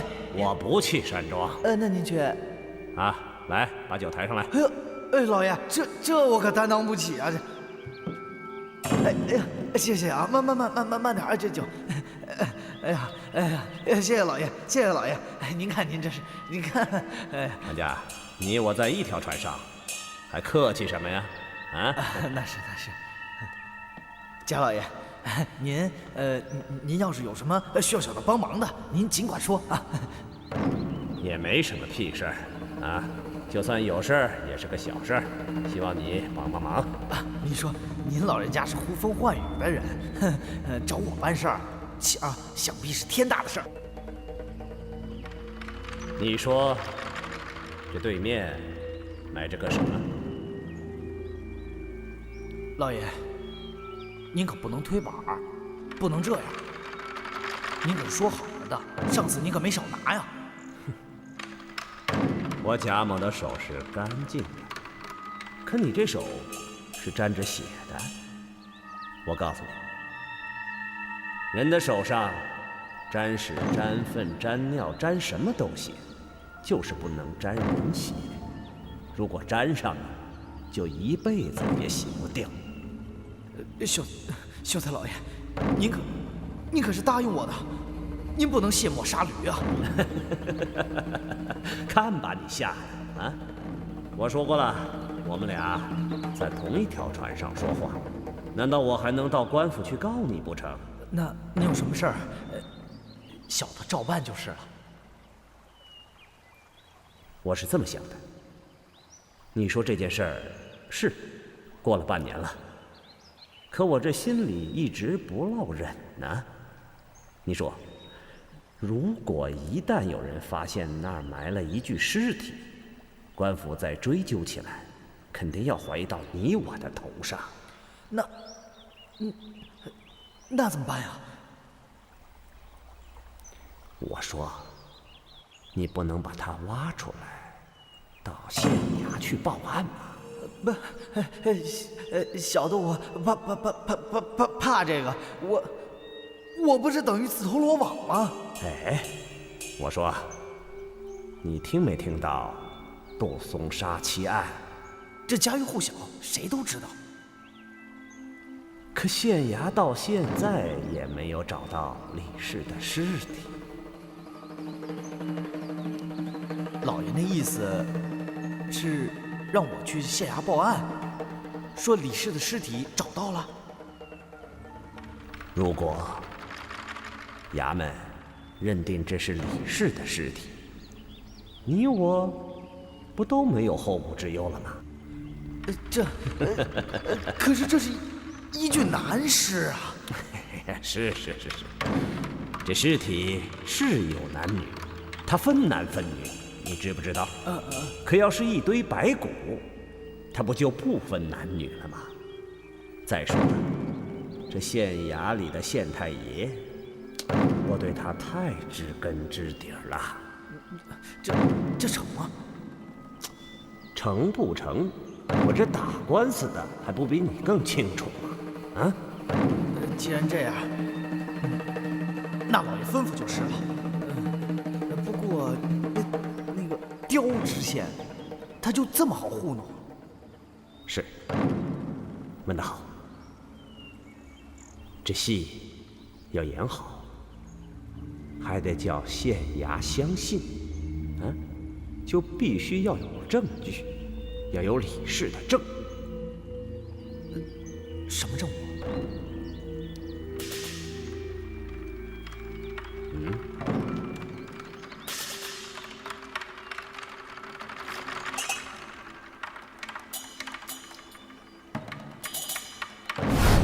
贾秀才也算是机关算尽，用心良苦啊。但终因手镯上几丝新鲜的血迹，使你精心设计的骗局功亏一篑。贾秀才，冤不冤呐？宋大人，不愧是当今的断狱神手，贾某今天落在你的手上，我也无话可说。承蒙夸奖，不必客气了。不过，贾某和李玉儿是真情相投。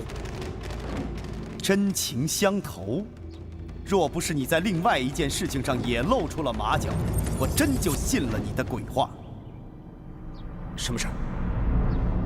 贾秀才，我们该说说那具无名的尸骨了吧？据查，这是一具身长6尺左右、年纪40岁上下的男尸。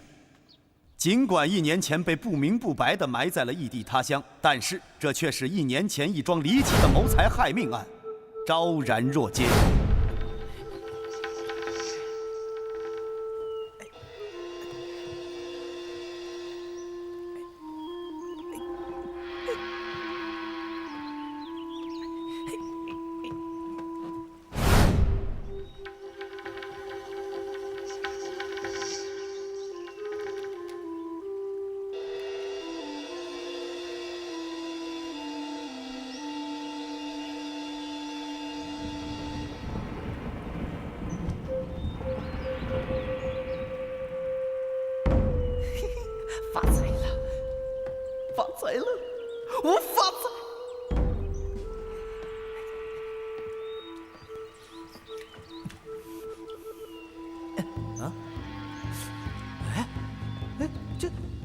传家，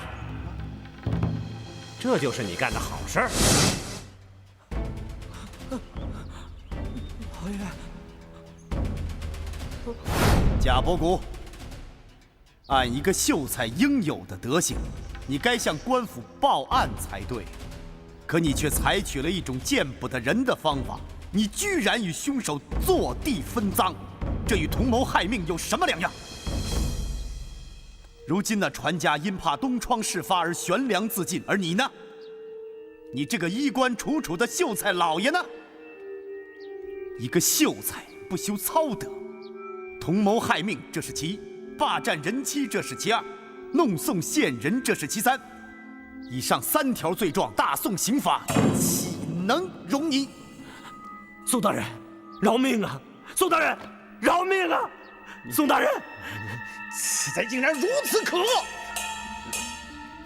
来啊，给我打入大牢！宋大人，饶命啊！饶命啊！宋大人，宋大人，饶命啊！宋大人，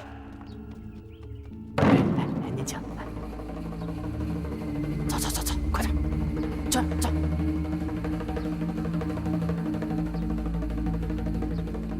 宋大人，卑职才疏学浅，竟未能识破奸计，差点误判善良，卑职愧为朝廷命官呐。刁大人，怎么突然谦恭起来了？不是谦恭，确是无能啊。不对吧，刁大人？满朝文武谁人不知，你的才学丝毫不在宋某之下，初入仕途，你的官职是比宋某高啊。怎么屡屡干出这样聪明反被聪明误的事情来？几年前就因我参你一本，你降官贬职，才到此地当了个知县。谁知你不思悔改，反而变本加厉。宋大人何出此言啊？刁大人，贾伯古这个计谋，要是换了昏官，可能是看不出来，但是在你面前，这不过是雕虫小技。你会说看不破？宋大人所言，刁某还是不甚明白。不对，刁大人，你心里非常明白。你身为朝廷命官，上不思报效社稷，下不知安抚百姓。你明知杜松有冤，居然还用无辜人的性命换取钱财。宋大人，刁某深知宋大人向来是重证据实，既然今天是当堂指责刁某贪赃枉法，想必是有确凿证据在手。好，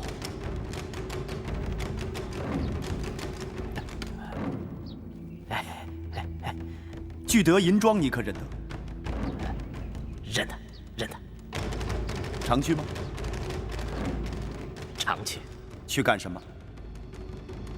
当然是去换银子。替什么人换银子？替，当然是替小的自己。哦，替你自己换银子。敢问阁下，月俸几何呀？小的不才，月俸2两5。2两5，赵捕头在。一个月俸2两5的人，居然在半年之内换了数以千计的银票。哦，刁某明白了。到了此时，刁某才算明白了一件事儿啊。可惜你明白的太晚了。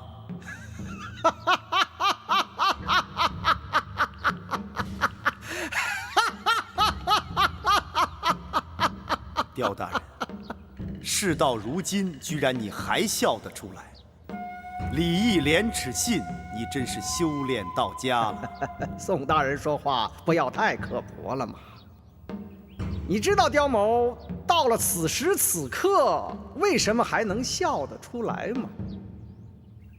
那是因为昨天有人从京城给我带回来了一封信，那可不是一封平常的信呐。可是我是到了此时此刻才明白，原来这全都是宋大人的成全。你说什么信？我就知道宋大人一定会刨根问底的，不会不想问一问，这是一封什么样的信吧？好，我刁某就成全宋大人的好奇之心。刁光斗，无论你手里有什么样的砝码，这次你要再想咸鱼翻身，以宋某看来，恐怕是难了。是吗？可是我没觉得这和上回有什么区别。这次不同，这次朝廷要整顿官吏，重修官风。如果你敢顶风作案，无异自取灭亡。话可不能说绝了，我的宋大人。不客气地说，刁某以为宋大人什么都明白，可唯独就是在这人情世道上一窍不通啊。这么说吧，圣人上曰：“人非圣贤，孰能无过？”人呐，是人哪儿有不犯错的？可凭什么就你摆出一副比圣人还圣人的面孔，抓住别人一点小过小失，就把人往死里整？这可是活生生的人世间，人有七情六欲，并非过错。这天底下官场上哪有你这么死心眼儿的？几年前你抓住刁某的一点过失，就一纸奏章，欲将刁某置于死地。可结果怎么样？我不过就是官降极品，我不是还穿着这身朝廷命服吗？哼！你知道这是为什么吗？就是因为这天底下像我这样的官儿太多太多，而像你这样的死心眼儿又太少太少了。哼！孔圣上曰：“法不责众。”就你一个人扛着一杆大宋王法的大旗，就能够横扫天下，澄清玉宇？哼！如果官场上的事儿都照你这么一板一眼的去办，那满朝文武还不都得弄得是人人自危吗？如果这大家都不想当官，大家都不敢当官，你让皇帝牢怎么办？你不是成天口口声声说什么王法王法？你知道什么叫王法？好，就让刁某来告诉你吧。王法王法就是皇家的法。哼！好你刁光斗，好一派贪官污吏的歪理邪说呀！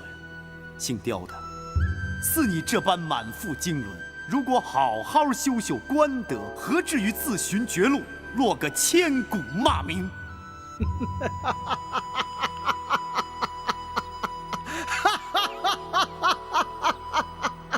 你居然还笑得出来？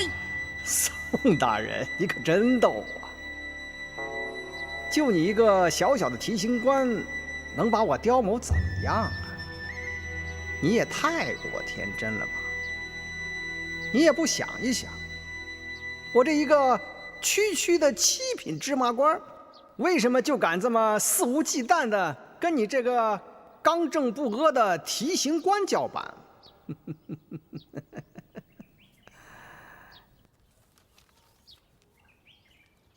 你看看，我刁某的胆气全在这儿呢。这是什么呀？这是从京城某个尚书府里边给我送来的书信，它就像是未卜先知，早就知道有人想趁朝廷肃整吏治之际，置我刁某于死地，所以早就给我安排好后路了。好，刁某就要说，干脆就跟你把话说透了。你知道，刁某一不是皇亲国戚，二不是世袭贵胄，却何来朝里边总是有人互来互去？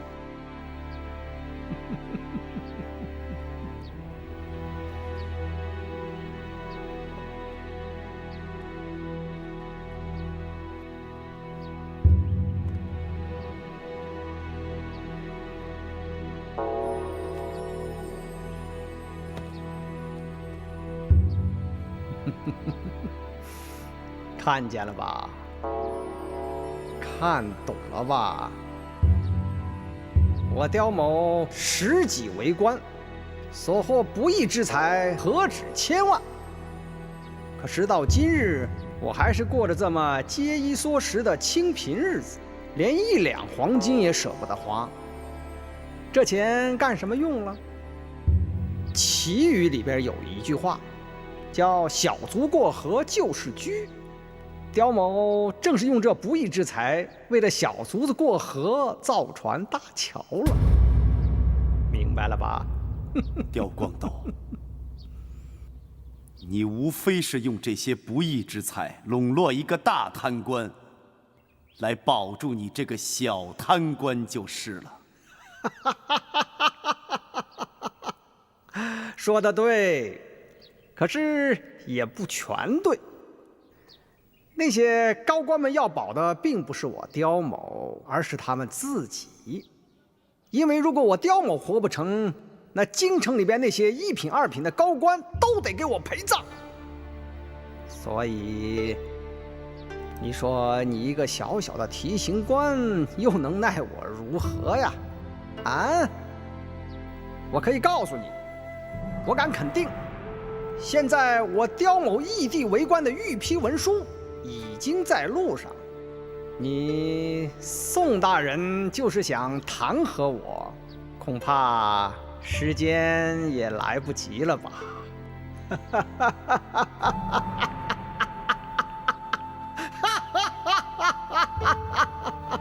刁光斗啊，我就不信大宋王法会治不了你。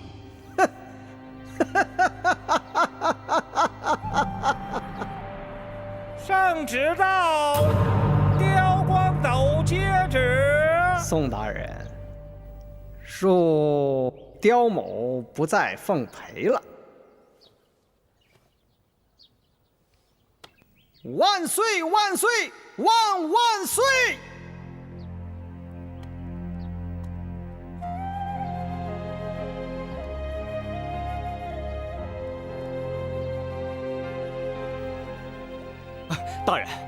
大人，你息怒！息怒！什么叫法网恢恢，疏而不漏？我身为大宋提刑，就看着刁光斗这么跑了。这大宋刑律成了这般贪官污吏玩弄的一纸空文了。息怒！宋大人，何必那么怒气冲天呢？这回不也好歹让你看到我刁某脱下这身朝服了吗？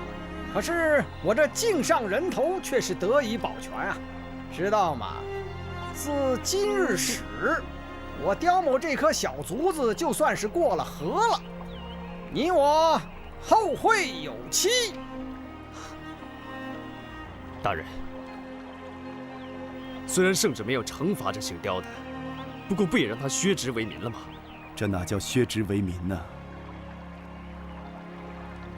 这不是放虎归山吗？